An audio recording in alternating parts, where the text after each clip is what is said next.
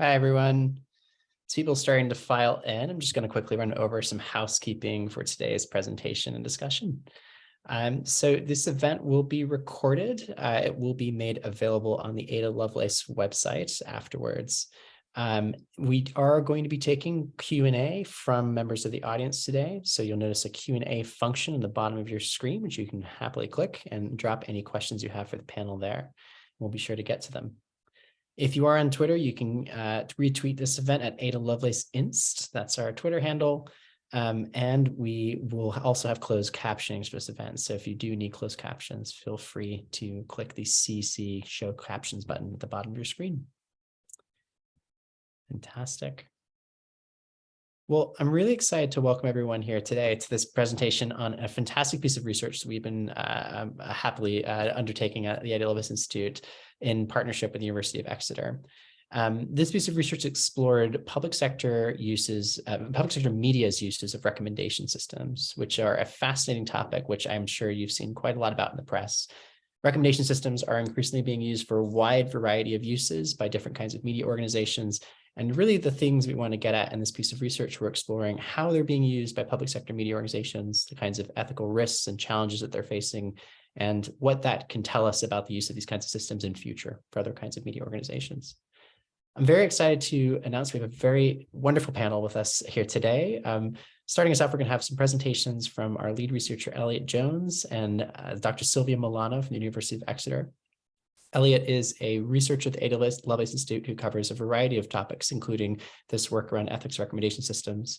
And Dr. Milano is a lecturer in philosophy of data and data ethics at the University of Exeter, whose recent research has investigated epistemological and ethical issues relating to recommendation systems. We'll then have a presentation from Anna McGovern, who's the lead automated curation specialist at the BBC Product Group. She works with editorial teams in BBC News, BBC iPlayer, BBC Sport, BBC Sounds, and BBC World Service on machine learning and automation projects. And then we'll be opening up to a panel discussion with Pri Bengani, a senior research fellow at the Tao Center at Columbia University, who uses computational techniques to investigate the information ecosystem. Pri's research interests include tracing influence operations and political money at the local news level, closed and semi-closed networks like WhatsApp and Telegram, and the role of platform recommenders. Also joining our panel will be Eleonora Maria Mazzoli, who's a researcher at the London School of Economics and Political Science and policy advisor at Ofcom, the UK's independent media regulator. She specializes in digital media and online content regulation with an interdisciplinary academic and professional background in media economics and digital policy. Prior to her PhD, Eleonora worked for the Legal and Policy Affairs Department of the European Broadcasting Union and RAI. We're very excited to have these wonderful speakers joining us today. Without any further ado, I'm going to hand over to Elliot and Sylvia to lead us into a brief discussion about the findings of the paper. Great. Thanks so much, Andrew. In 2021, the Wall Street Journal published the Facebook Files, an investigative series based on internal Facebook documents shared by Frances Haugen, a former product manager at the company. In her testimony to the United States Senate Committee, Haugen said, Facebook knows they have admitted in public that engagement-based ranking is dangerous without integrity and security systems, but then has not rolled out the systems in most languages in the world.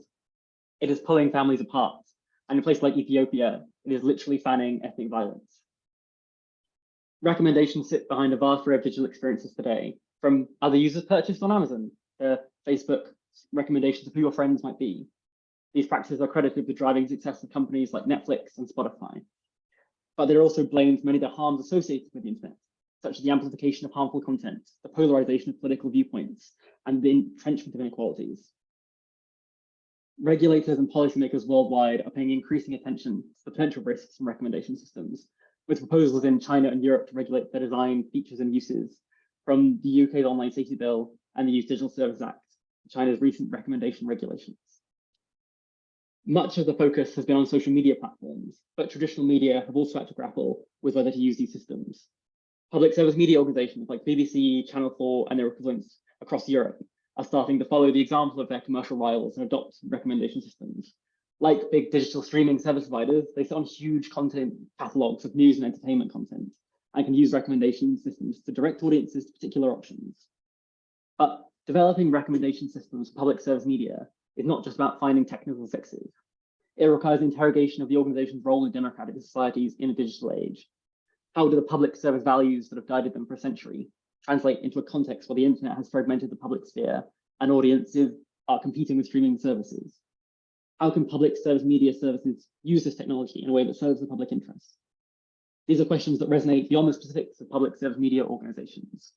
All public institutions that wish to use technology for social benefit must grapple with similar issues.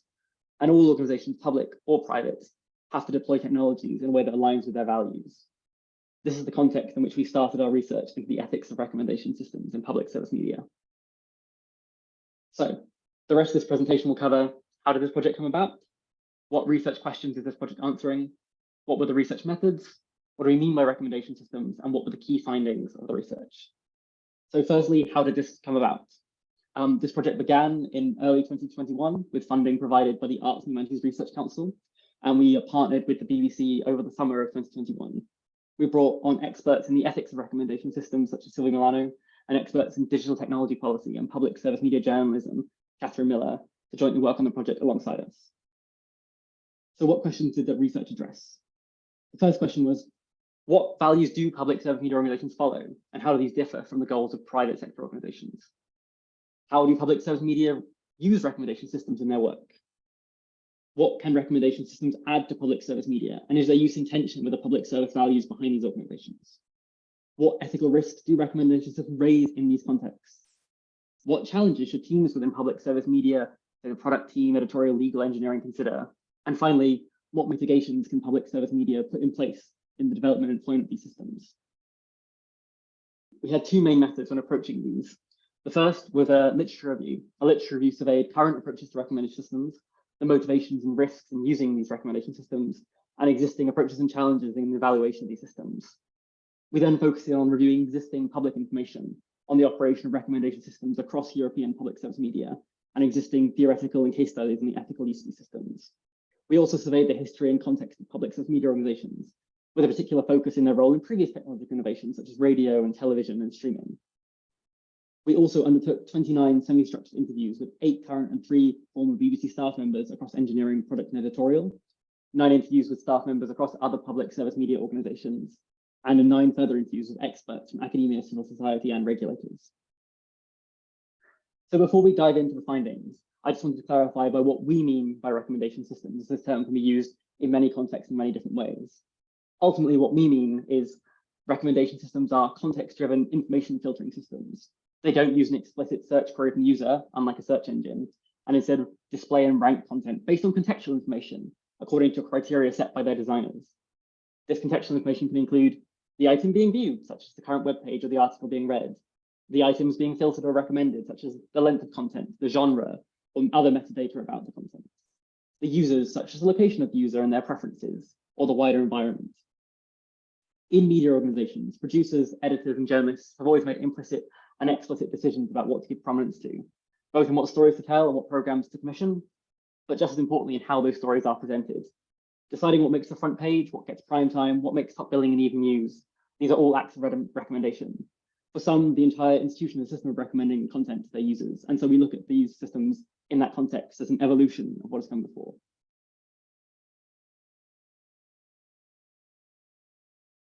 Okay, so let me introduce some 4 key findings of the report. So the first key finding in our report is that the contextual role of public service media organizations is a major driver for their increasing use of recommendation systems. The last few decades have seen public service media organizations lose market share of news and entertainment to private providers, which puts pressure on public service media organizations to use recommendation systems, mostly to stay competitive. The second key finding of our report is that the values of public service media organizations create different objectives and practices from the private sector. It's because while private firms seek to maximize metrics like user engagement or time on product and user retention through their user recommendation systems, public service media organizations are more concerned with ensuring that the product is useful for all members of society, which is in line with public service values. For example, rather than maximizing engagement with recommendation systems, our research found that public service media want to broaden their reach to a more diverse set of audiences. Our third key finding is that public service media recommendation systems can raise a range of well-documented ethical risks, but these will differ depending on the type of system as well as the context of its use. The most common risks that public service media organizations face relate to issues of diversity and the universality of content. That means how to ensure that all perspectives in the society are represented and that everyone can have their news and entertainment needs met. Risks associated with some private sector uses of recommendation systems, like, for example, misinformation, were not as relevant to the public service use. Our fourth key finding is that evaluating recommender systems is still a major challenge for public service media organizations. Evaluating these systems for their impacts on individual welfare and social values in a way that goes beyond simple metrics like user engagement is very difficult. There is currently a lack of consensus and knowledge on the most appropriate metrics and tools to undertake this evaluation. Nevertheless, we found that public service media organizations like the BBC are taking on this challenge.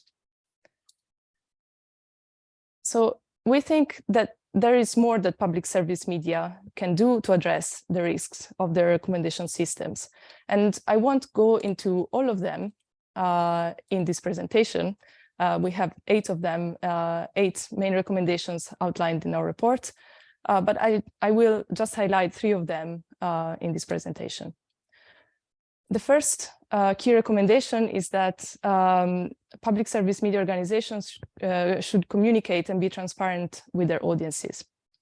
We found that although most public service media organizations profess a commitment to transparency about their use of recommendation systems, in practice, there is little effective communication with their audiences about where and how recommendation systems are being used.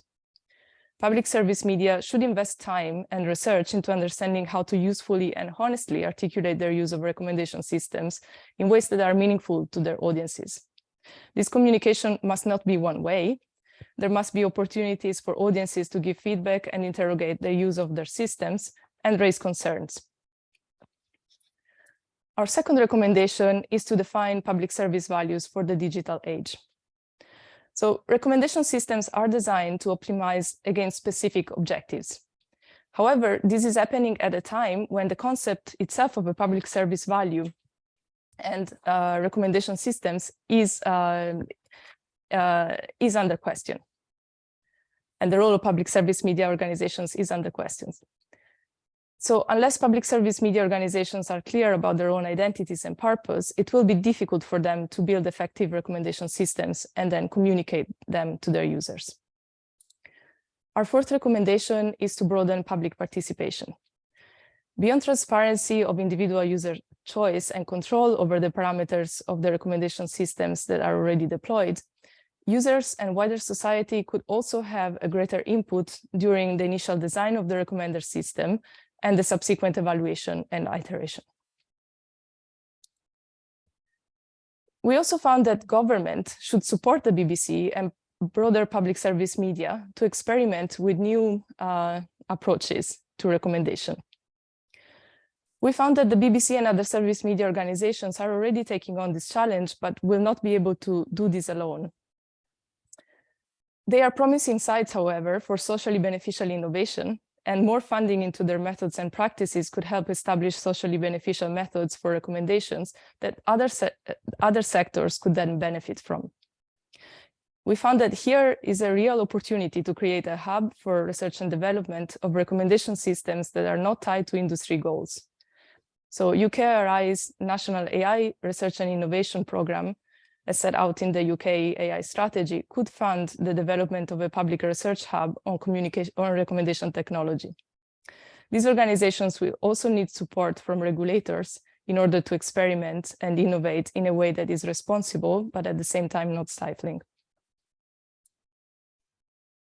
And finally, our research found that this research into public service media recommendation systems demonstrates how challenging it is to audit and evaluate systems' social impact, both harms and benefits in the wider online safety issues.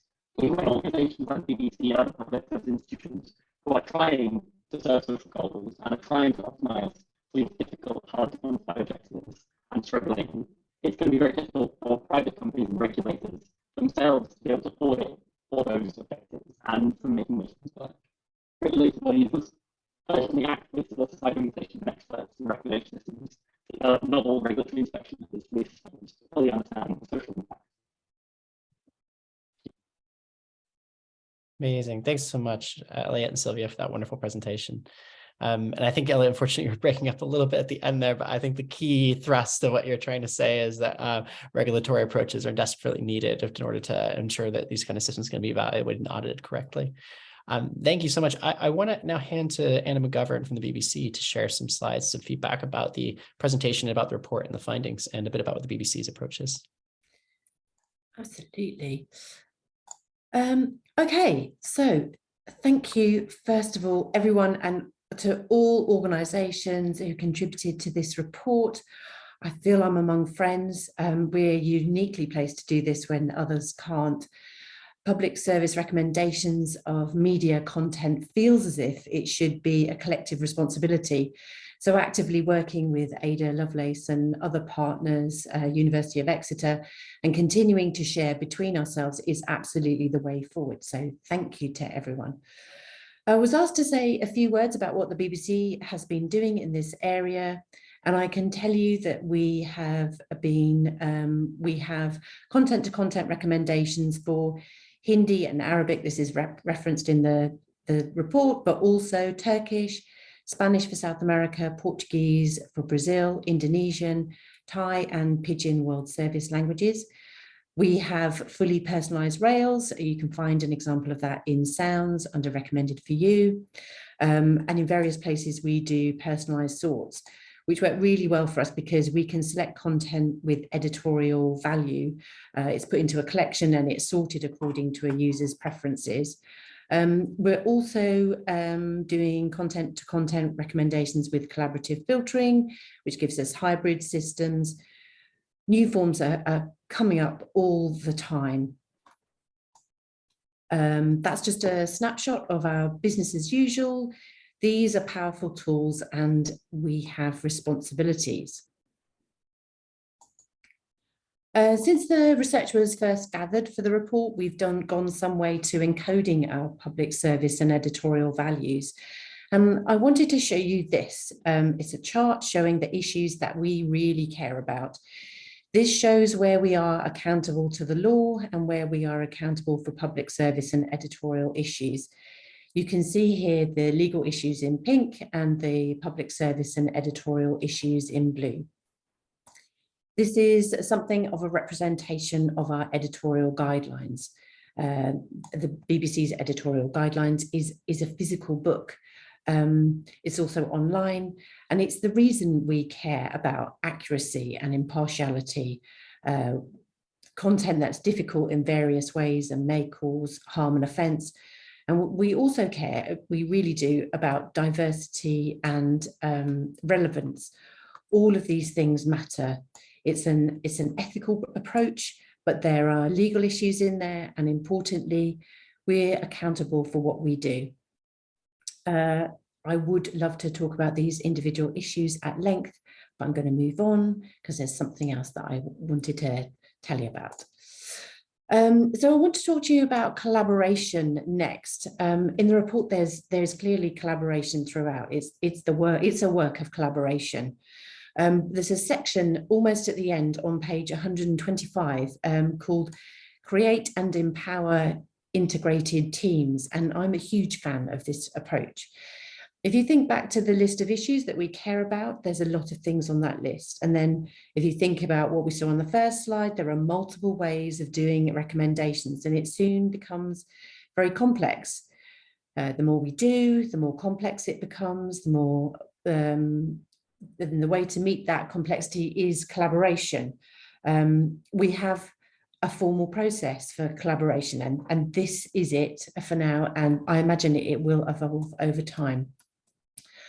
When I first started working in this area, I thought I'd be working on this project for a couple of years and then kind of job done. But I've changed my mind. I now know we need human input more now than ever. We're continuing with our subjective evaluation approach. So we're getting feedback from our editorial colleagues on the systems we build. And this works for us because it prompts discussion that in turn builds trust between editorial, data science, product managers and engineers.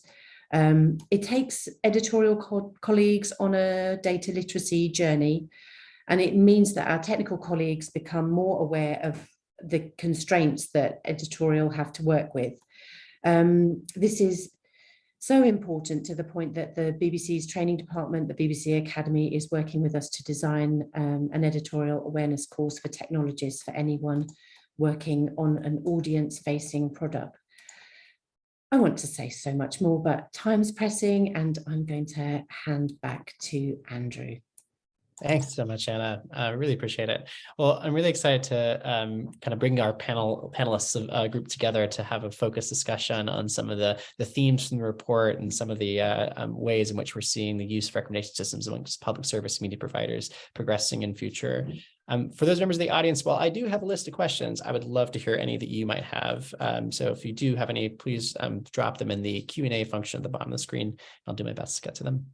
I suppose I was curious to start off, Anna, just in response to your presentation and just thinking about, from someone who's fairly new to recommendation systems, who with the way that these are sort of understood and talked about in the mainstream media, I think we often think right off the bat about the ways of these systems can amplify misinformation or disinformation on platforms like YouTube and Twitter. And from the report, it's very clear that's a very different dynamic that you're experiencing at the BBC, and the way that both you use these kinds of systems and the way that you design them. I was wondering if you could speak a bit more about the kinds of ethical risks that you're most often experiencing and encountering with the use of your systems, and how you're working to address them as an organization. I think just in reference to the slide I showed around the issues, I mean, the way that we are mitigating those risks is there's very much a mixed economy of hand curation alongside the machine recommendations, so that holistically we have an experience that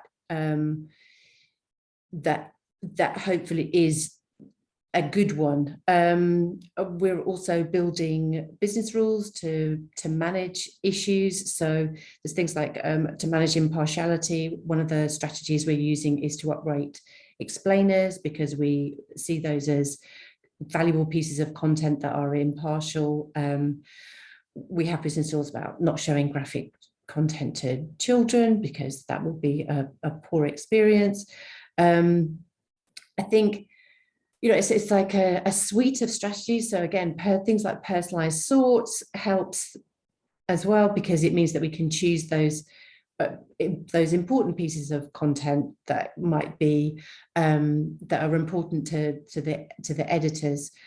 But I think in the future we'll need to think about how all of these things work together in an ecosystem holistically. So we might optimize some things for editorial priority, and other things are optimized for user preference, other things are optimized for, say, supportive content or breaking news, and so on. So that it's so complex that there isn't just it isn't simple, it's a landscape. Yeah, I appreciate how challenging this can be, given that the full suite of those issues that we discussed in the paper. Eleanor, I'd love to turn to you and start off the discussion as well with asking you a question based on your previous work at RAI, which I understand is an Italian public media broadcaster. I'm curious if you could share about how public service media organizations are using recommendation systems in Europe, and what kinds of risks you've seen those uses pose. Yes, so and you're correct. RAI is the Italian version of the BBC, so it's Italian Public Service Broadcasters. And what we did last year with also a great team of researchers, of Italian researchers, together with the Ufficio Studio RAI, was to conduct, to be honest, a very similar study to what you guys conducted with BBC, and some of the findings also resonated with what we discovered in our research. And to get to the sort of broader topic of how public service media can address and develop recommendation system, we started off by looking at the legal, technical, and societal questions around how to develop this system within RAI and more broadly within public service media across Europe. And what we did in that focus was to look at the various initiatives that are happening at the moment, and some of them were actually mentioned in the first or second slide of Elliot and Sylvia, and try and benchmark to some extent the different approaches to recommendation system that European public service media are developing. And what we highlighted is that on the one hand, public service media are actually experimenting and developing different and alternative approaches, as also Anna showed. And of course, the BBC was one of the case that we looked at as it among the European public services, one of the most advanced, and especially when it comes to research and development. But at the same time, we're still at the beginning of the conversation to some extent. So they are trying and develop alternative, more public interest-driven innovation, as also Marianne Mazzucato would describe them. But there's also a lack of evidence and data from a public's perspective, at least, on how these alternative approaches actually impact access and consumption of news and media, and how these approaches can be scaled up at a broader level. And this was a point that was raised by both Anna and Sylvia. We see them at small scale alternatives, but they're not as available, as readily understandable also to the audiences as some of the other mainstream recommendation system. But I think what I'd like to touch upon just briefly, and I think it also addressed one of the questions that I just spotted in the audience. One of the core challenges that we identified is how public service media can transpose their core public service remit and principle into their recommendation system. And some of this principle look at universality, diversity, independence. We also highlighted in RAI, at least, the distinctiveness of public interest in innovation, social cohesion, and environmental sustainability as key principle that drive their innovations. But how do you transpose them into recommendation system? And there are tensions inevitably. So on the one hand, PSM have to cater for universal audiences. They have to be accessible on all platforms, and they have to address general interest and develop also general interest services and content. But at the same time, they also have to cope with a media landscape that is moving towards more targeted and customized viewing experience. So how do you solve this tension between serving universal audiences while allowing also for some personalization in your services that is relevant to each individual user? And that is a challenge that most of PSM have to grasp with. And another core challenge concerns diversity as well, and diversity intended as sort of diversity of content sources and viewpoints and of exposure. So here, PSM in a way, by PSM, sorry, I mean public service media, but I think we will got that. They have a huge breadth of content that they want to showcase, and they should also uphold this diversity of exposure towards their users. But if you develop recommendation system in an appropriate way, we've seen that they can also reiterate and reinforce filter bubble and echo chamber. So how do you develop a recommendation system that cater for this inherent intrinsic tension between a principle that should promote and optimize for diversity in an environment that does not actually cater for that kind of optimization principle? And we can go on some examples. I'm just going to sort of name drop, and then we can go into more details. But one of the solution was, for instance, developed by the European Broadcasting Union in collaboration with other members in the pitch, and it was one of the project that was mentioned also in the slide, the personalization for each project. And they developed a diversified algorithm that optimizes for diversity rather than the engagement metrics that is mostly used on other platforms. This has been applied by some of the members, by Verige Radio in Sweden, or NPO in the Netherlands, with different kinds of results. But it shows that they are experimenting and they're trying different alternative approaches that can cater for their remit in a way, and opening up the discussion. And then there's a plethora of researcher and academic initiative also in this sphere, including the work that you've presented today. I'll leave it there. You've touched on some really fascinating points. I mean, I think one thing that you're touching on is sort of that, as Georgina Boren has pointed out in the Q&A, that tension between universality and diversity. both from sort of like how do you square that circle, given these are aimed at personalizing the experience.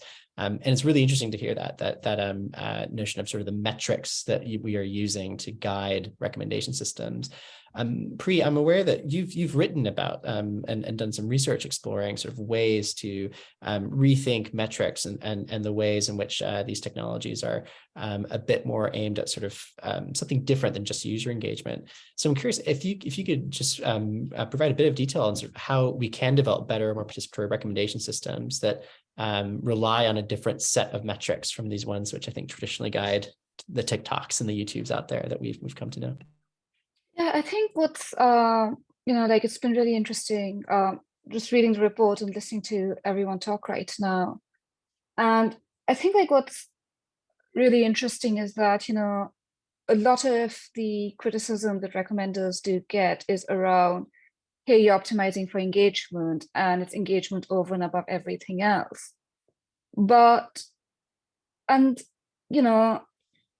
There is obviously a lot of emphasis on engagement because there's a lack of other tangible metrics that we could rely on. So then engagement metrics become a proxy for other things. And effectively, you kind of then end up trying to grapple with this thing, is engagement equal to value?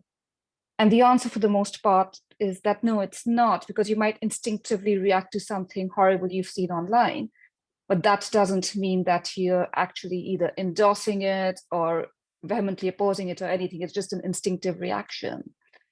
And so then the question then arises, okay, what is value and how can we capture value? And that's, again, it's because a lot of the problems arise from really short windows in time, as in just because somebody's done something for the last 3 days, that doesn't mean that's what they're going to do for the next 3 years. So how do you capture that? And how can you, study that and kind of try to optimize recommenders for that? Like longer term engagement and longer term value, as opposed to simply just, the next quarterly earnings report, as it were. And I think that's one aspect of it. And then I think the other aspect of it is also literally around, I've lost my train of thought.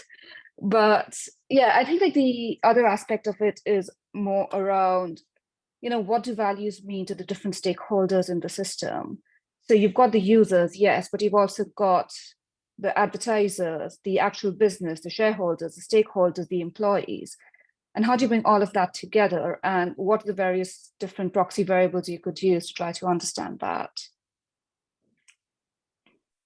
Yeah, it's a really good challenge. I mean, I think that notion of how you think about sort of a longer term impact with these kinds of systems is a really good one, and something that, again, it's challenging for many of these recommendation providers to consider. But as we discovered in this report, it seems like the area of focus of groups like BBC, RAI, and others. I'm aware that this also touches on something which Sylvia, you've written quite extensively about, which is some of these challenges around the kind of epistemic fragmentation, or the sort of knowledge environment that we can find ourselves in when we are using these types of systems, the ways in which it can very easily create sort of filter bubbles or echo chambers, I think is the common phrase. I'm curious, sort of how did you sort of see those kinds of challenges coming up in your interviews with public service media providers for this project, and how did you see that issue sort of manifest and be addressed? Yeah, thanks for this question. Yeah, it's, touches on the issue of finding a trade-off between universality and personalization, and how we define diversity. So yeah, when you mention epistemic fragmentation, which is a concept that I've tried to flesh out recently, it has cropped up in the course of some of our interviews. So let me just briefly define it for anyone that's not familiar. So the idea is that when we consume content that is personalized to us, we do that typically individually, right? So it's not like opening a newspaper and we all see the same news and in the same order. Instead, when we consume it online, we consume it in a way that is individualized and can be very different for each of us. So this means that the kind of inferences and the ways in which we have our content, our context very separate from each other, means that it can be more difficult for us sometimes, or for different people to different extent, to appreciate what the meaning of the information that we are being served is. This is slightly different from the idea of filter bubbles or echo chambers, which are more of an issue on social media or open content recommendation system, where there might be a tendency to put individuals into environments where they're constantly bombarded with reinforcing views or with similar items or similar information. Epistemic fragmentation is more about the fact that we consume content individually. And so there's less of a public forum where we can come in and be assured that we are all sharing the same experience when we confront the news. And this came up several times in interviews because it points back to the idea of universality and the mandate to provide a public forum that especially the BBC and the other public service media providers across Europe have. So if personalization and the use of recommendation system is tied with this more fragmented public forum, then this was recognized in several interviews as potentially an issue, because then we have to make sure that, albeit fragmented, everyone shares at least parts of the fundamental context that is needed to sustain a healthy public forum.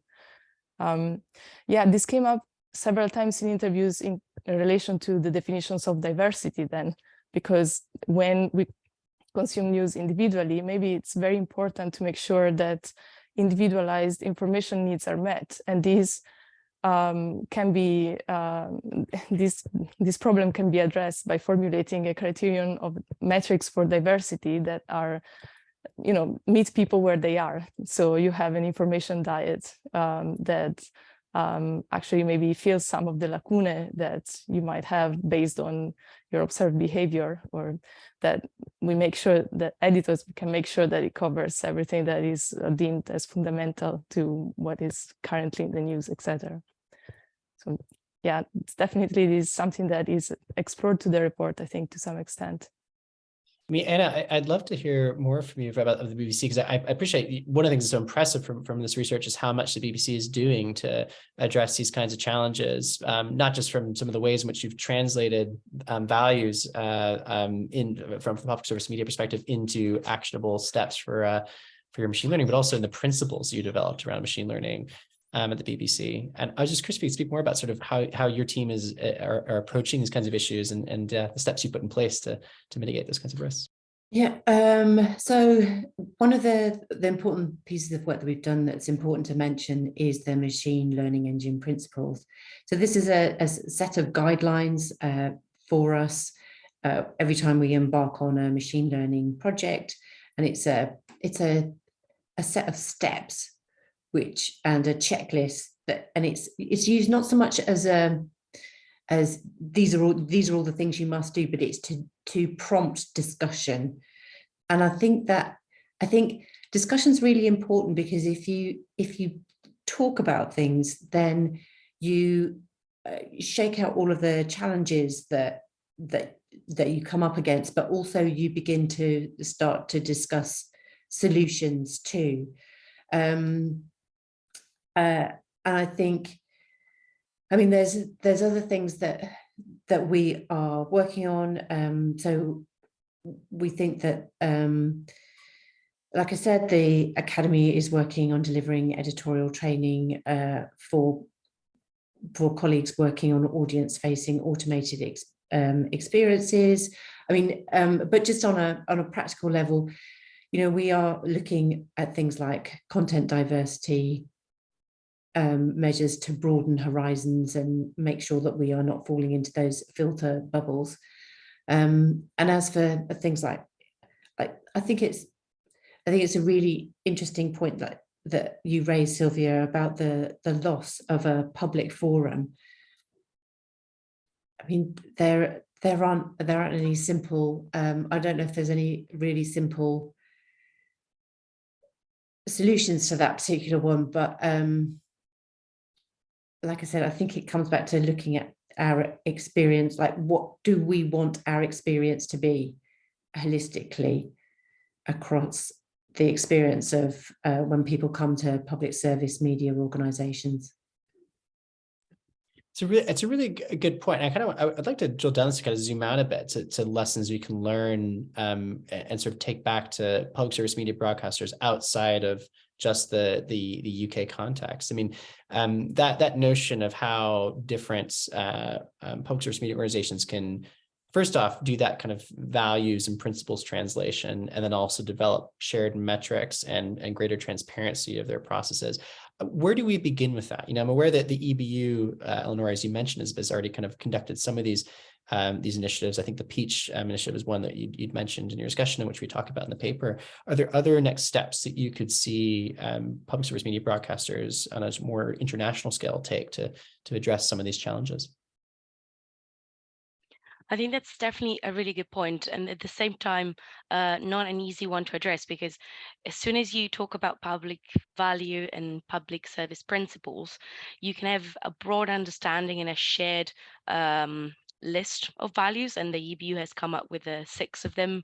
But at the same time, every organization has to then transpose them, operationalize them, and adapt it to their own national context. And I think it was there's like years and years of literature around how you define public value and how you transpose it into metrics that are then measurable. But when you're faced with the context, the political, economic, financial, and cultural context, each organization has a slightly different interpretation of what do they mean by universality, what do they mean by diversity, by innovation, public interest innovation, and so on. And I think that needs to be taken into account. I think the EBU has done a lot of work in highlighting the core value that all public service media should share, but then when you transpose them into recommendation system or innovation practices or production or distribution strategies, I do think that there is value in catering those for the individual needs of the organization, because there's no really a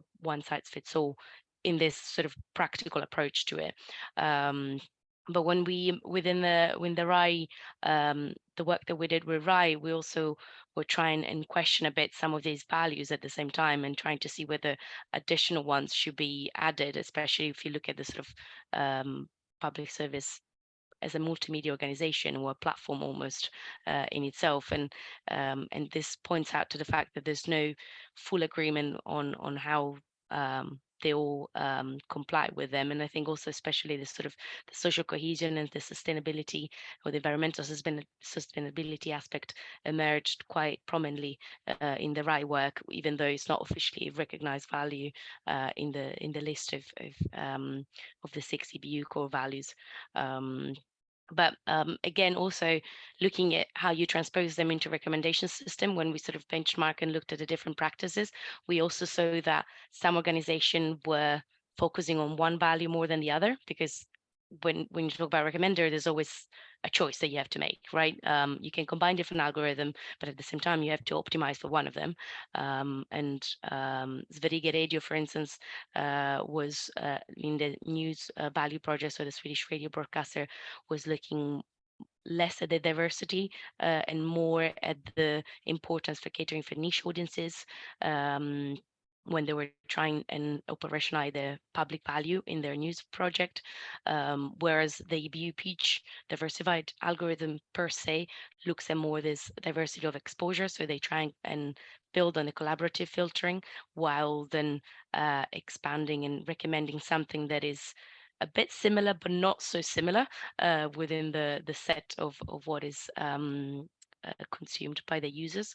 So there's sort of which is also quite similar to the Spotify issues on discovery, something new to you, which is not completely random. It's close to what you might like, but it's different, and it sort of starts bursting slowly the bubble in a way.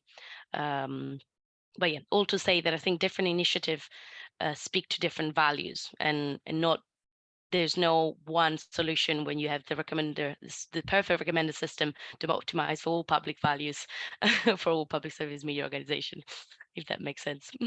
That's a very good point. And it touches, I think, on a similar dynamic, which we Sylvia and Elliot pick up on this paper, which I think is a really powerful one, which is this challenge, this tough position that public service media organizations find themselves in, often having to compete with private media organizations in the way that they provide content. And a tension that comes out in this paper is this question of, well, what do audiences want? You know, what is it that an audience is expecting from a media organization? And then how do you service that as a public service media organization in a way that still aligns with those values?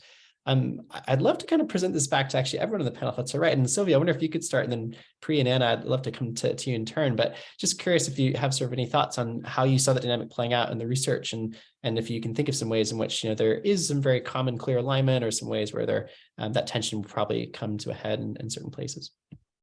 Yeah, thanks, Andrew. Yeah, we did come across this tension in several interviews, and I think the challenge that was pointed to is that, well, if the BBC is to stay relevant, then it has to target user engagement, because otherwise it will lose audience to other platforms.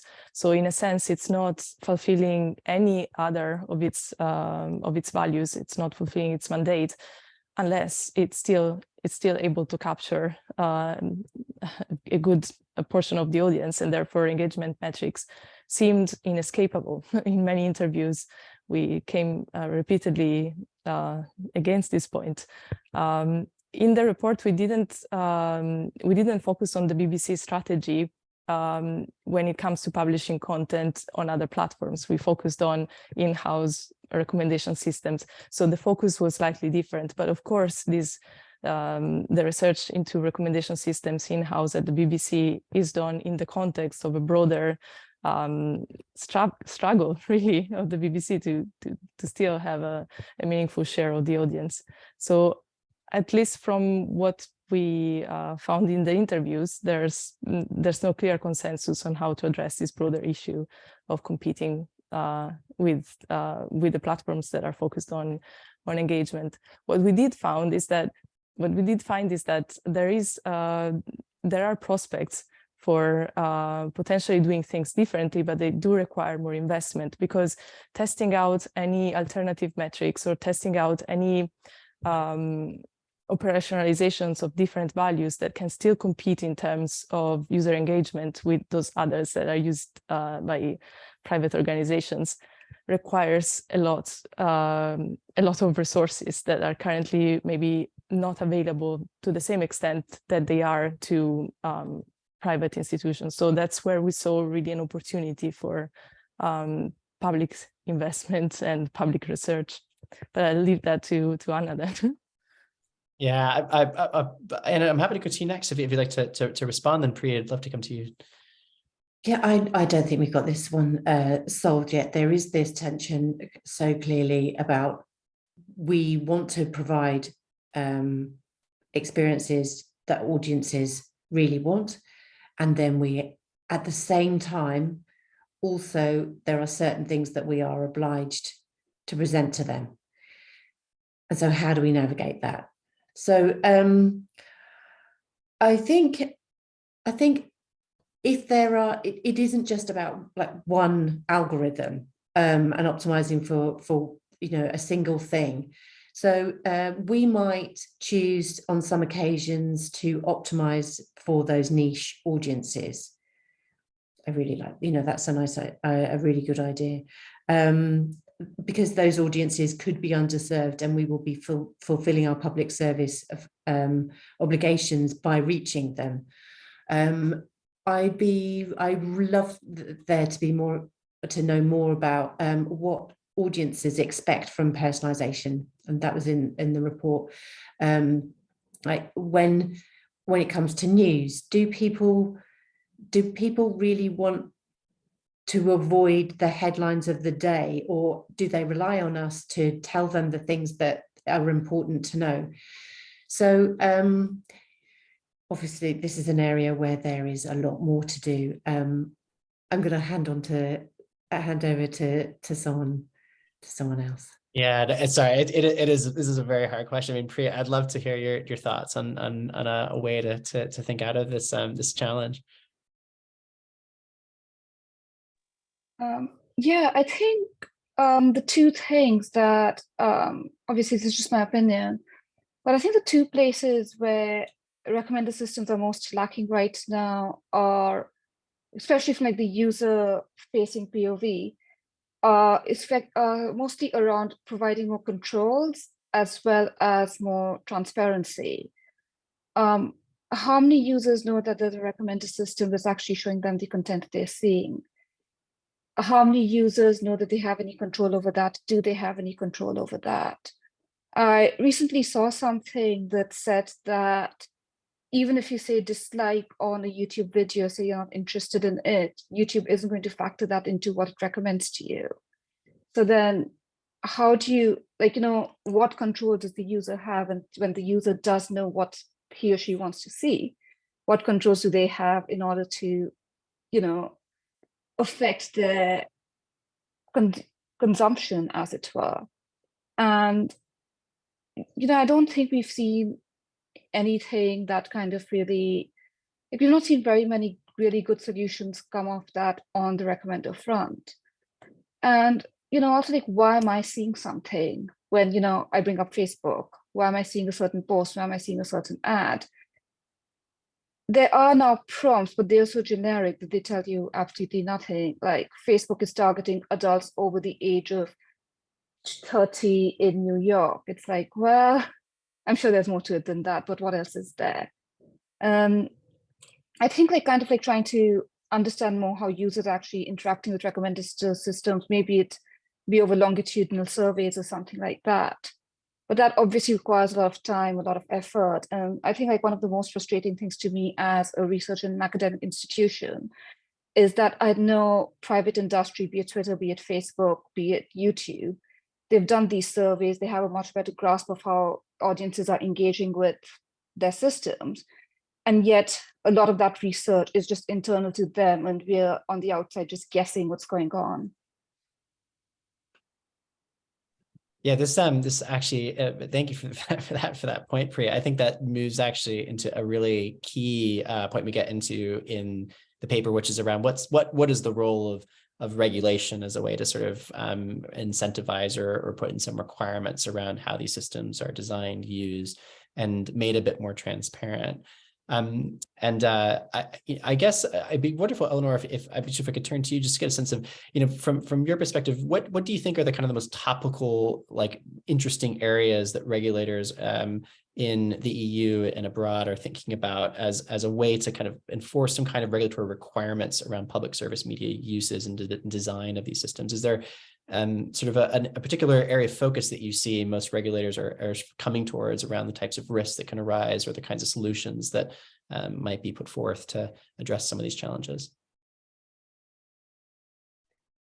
Thanks. When Pri was making those comments, I went already in that direction in my head in a way. I think so when it comes to sort of the user recommender system, especially sort of in the media and news sphere, there are a number of policy and regulatory developments that have happened in the past years, also following years of public pressures on regulators and policymakers to do something about the issues that we've been discussing today and more broadly around the sort of some of the negative implication that these systems might have on access and consumption to media. One of the key point to highlight is that it's a very fragmented area. So there are, depending on the context, depending on the country, but also at European level, these issues are addressed in different kinds of regulatory spheres. So you might, at a European level, you have the European Digital Services package, which has a Digital Services Act and a Digital Markets Act, but also you have the Artificial Intelligence Act, which touches upon some of these issues. You have the General Data Protection Regulation, the GDPR, which looks at privacy. And then you have a whole plethora of media and audiovisual media services legislation. The European Media Freedom Act would also tries and addresses some of the issues. So there are a number of areas through which I think the user recommender system could be influenced in the future.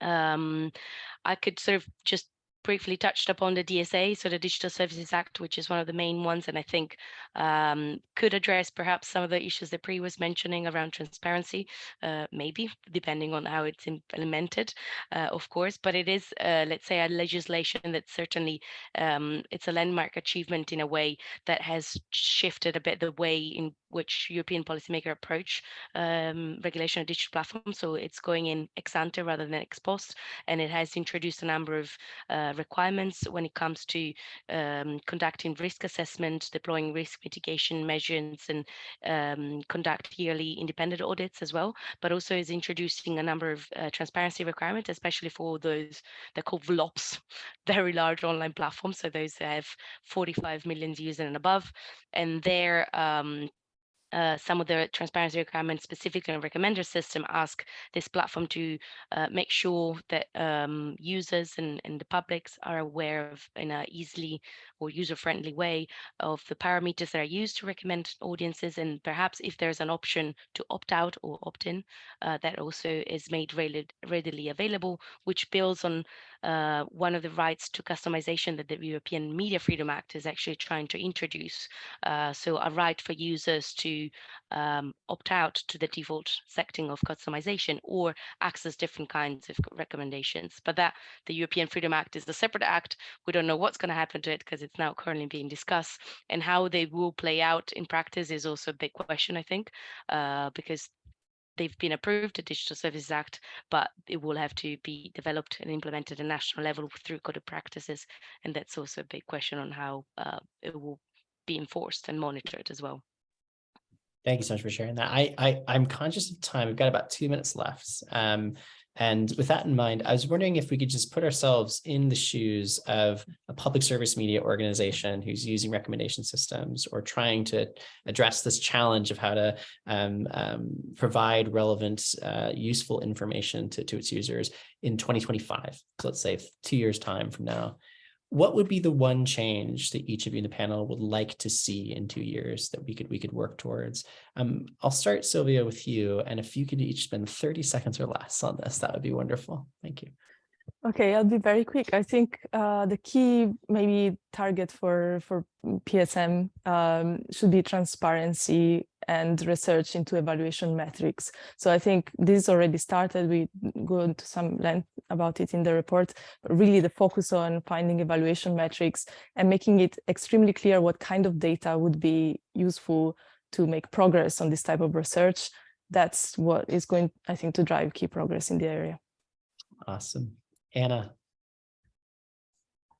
I'm going to vote for public service metrics too. I think because these systems are optimizing for particular things, if we can optimize on those public service metrics rather than engagement or click-through rate, or it means that our measurements are aligned to our values, and I think that's the perfect place for us.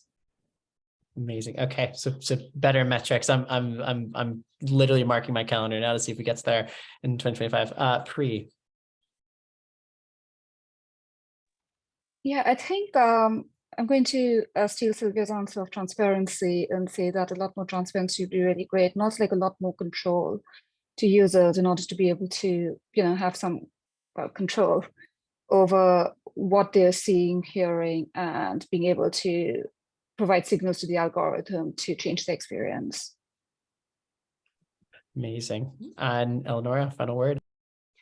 I would go all of the above, plus sort of a collaborative approach that could lead to scalable alternatives as well.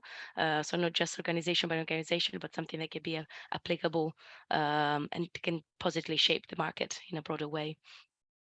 Amazing. All right. Greater transparency, better metrics, more collaboration. This is what we have to look forward to in the next 2 years. I want to thank all of our panelists so much for joining us this evening. Sorry, I'm still on West Coast time zone. And want to thank all of our participants who've joined remotely to watch in today. We really appreciate you being here and spending the time with us. This will be made available on our website shortly within the next 24 hours, the recording. And if you have any questions or follow-up, you can find our information on the ADLOVIS website. Thank you all so much and have a lovely rest of your day. Take care, everyone. Thank you so much. Bye-bye.